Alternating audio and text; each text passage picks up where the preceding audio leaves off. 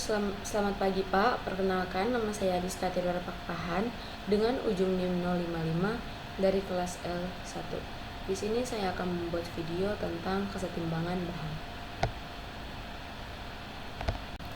Kesetimbangan bahan di laut adalah kondisi di mana jumlah energi panas yang diterima oleh laut dari berbagai sumber seimbang dengan energi yang dilepaskan kembali ke atmosfer dan luar angkasa, di mana konsep ini berperan dalam menjaga kestabilan dari suhu air laut, yang pada gilirannya mempengaruhi iklim global serta kehidupan organisme laut. Ketidakseimbangan dalam transfer energi ini dapat menyebabkan perubahan lingkungan yang signifikan, termasuk kenaikan suhu laut dan perubahan pola arus laut, di mana laut ini merupakan komponen utama dalam ekosistem di iklim bumi ini, di mana panas yang diserap dari radiasi matahari didistribusikan melalui arus dan atmosfer. Proses ini membantu menjaga keseimbangan dari berbagai energi di wilayah laut, baik di permukaan maupun di kedalaman laut. Jika keseimbangan ini terganggu, maka terjadi berbagai fenomena seperti pemanasan laut dan peningkatan intensitas badai dari tropis. Nah, sumber energi panas di laut ini dapat berasal dari berbagai sumber utama, yaitu 1. Radiasi matahari, di mana sebagian besar energi panas yang diterima oleh laut berasal dari radiasi matahari. Energi ini diserap oleh permukaan laut dan kemudian didistribusikan ke lapisan yang lebih dalam melalui konveksi dan turbulensi. 2. Konduksi dari atmosfer, di mana perbedaan suhu antara udara dan permukaan laut menyebabkan perpindahan panas secara konduksi, dan pada kondisi tertentu ini, udara yang lebih panas dapat mentransfer energi ke laut, sementara pada kondisi lainnya, pada laut ini dapat kehilangan panas ke atmosfer. Dan yang ketiga ada arus laut, di mana gerakan massa air di dalam lautan membantu menyebarkan energi panas di berbagai wilayah, di mana arus permukaan yang hangat ini membawa panas dari daerah tropis ke daerah yang lebih dingin, sedangkan arus dalam membawa air yang lebih dingin ini ke permukaan dalam proses upwelling. Dan yang keempat itu ada aktivitas vulkanik bawah laut. Vulkanisme di dasar laut juga menjadi sumber panas yang dapat berkontribusi terhadap keseimbangan energi di lautan, di mana letusan gunung api di bawah laut dapat melepaskan panas ke lingkungan sekitarnya, di mana dapat mempengaruhi suhu lokal serta dinamika air laut. Nah, untuk proses pelepasan energi panas ini, proses energi panas ini diterima oleh laut tidak disimpan selamanya, melainkan dilepaskan kembali ke atmosfer atau keluar angkasa melalui berbagai proses, di mana yang pertama itu ada proses radiasi gelombang panjang. Ini setelah menyerap radiasi matahari, laut memancarkan kembali energi panas tersebut dalam bentuk radiasi inframerah ke atmosfer, di mana proses ini adalah mekanisme utama dalam pelepasan panas dari laut. Yang kedua adalah penguapan atau evaporasi, di mana sebagian besar dari energi yang diterima oleh laut digunakan untuk mengubah air laut menjadi uap air, di mana penguapan ini terjadi hanya untuk membantu keseimbangan panas, tetapi juga untuk memainkan peran penting dalam siklus global hidrologi.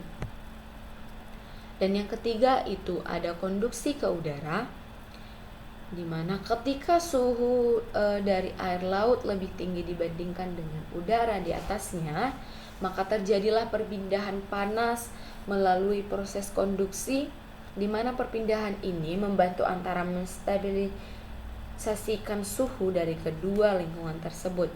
Dan yang keempat itu ada arus laut dan upwelling.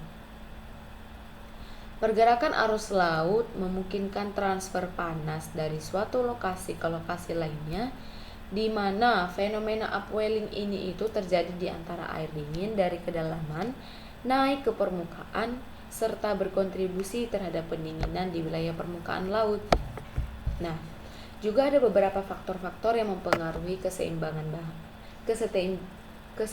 bahang, di mana kesetimbangan bahang di laut ini tidak hanya dipengaruhi oleh sumber dan pelepasan energi, namun ada beberapa faktor eksternal.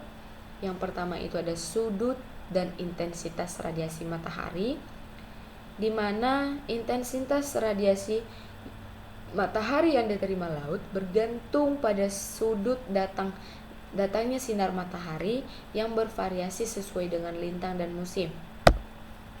Yang kedua itu ada lautan dan atmosfer, di mana ada awan, kelembapan udara, dan perubahan tekanan atmosfer ini mempengaruhi bagaimana cara panas ditukarkan antara laut dengan atmosfer.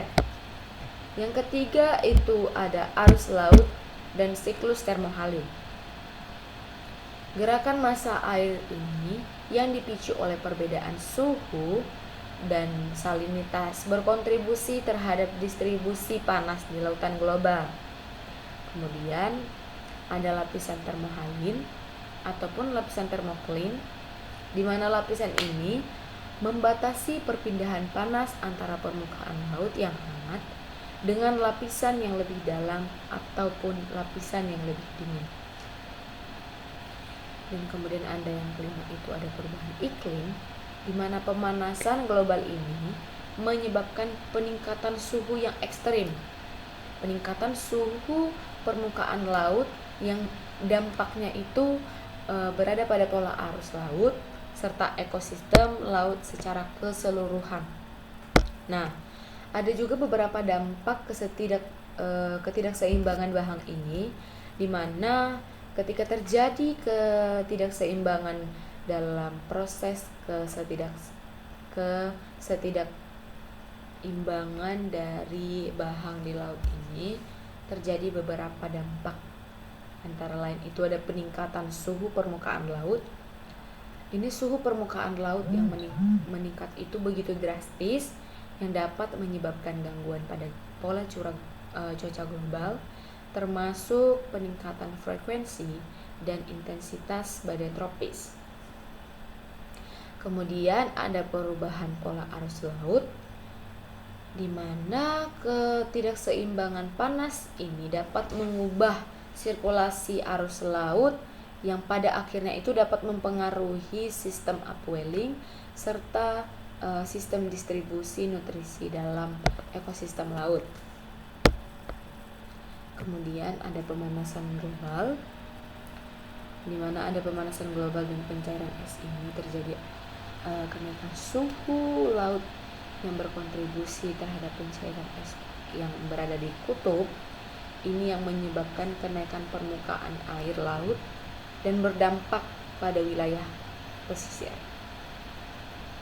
Dan yang terakhir itu ada fenomena cuaca ekstrim, di mana ketidakseimbangan bahang laut ini berperan dalam fenomena seperti El Nino dan La Nina, yang berarti ini berpengaruh besar terhadap curah hujan, juga kekeringan, serta pola badai di berbagai belahan dunia. Adapun kesimpulan yang dapat saya ambil itu adalah ketidaktimbangan dari bahang di laut ini merupakan proses yang kompleks yang dapat mempengaruhi iklim global serta dinamika laut. Gangguan terhadap keseimbangan ini dapat menyebabkan berbagai perubahan lingkungan yang berdampak luas, termasuk pemanasan laut, perubahan pola arus, dan fenomena cuaca ekstrem. Maka, pemantauan dan pemodelan kesetimbangan dalam bahang laut ini menjadi langkah penting dalam memahami serta mengurangi dampak negatif perubahan iklim terhadap lautan dan yang terjadi pada kehidupan sekitarnya. Maka perlu kita mengenal lebih lanjut tentang Kesetimbangan bahannya sangat diperlukan untuk mengembangkan strategi adaptasi dan mitigasi yang efektif, di mana antara ilmuwan, pemerintah, dan masyarakat dapat menjalin kolaborasi dalam memahami serta mengelola perubahan dari kesetimbangan bahan yang sangat krusial dalam menjaga kesetimbangan ekosistem laut dan keberlanjutan sumber daya kelautan bagi generasi yang mendatang. Dengan pendekatan yang berbasis sains dan kebijakan yang tepat, diharapkan keseimbangan bahang di laut dapat tetap menjadi terjaga demi keberhasilan dan keberlangsungan lingkungan dan kesejahteraan manusia di masa depan. Mungkin hanya itu yang bisa saya sampaikan. Jika ada kesalahan kata, saya minta maaf. Saya akhiri. Selamat siang.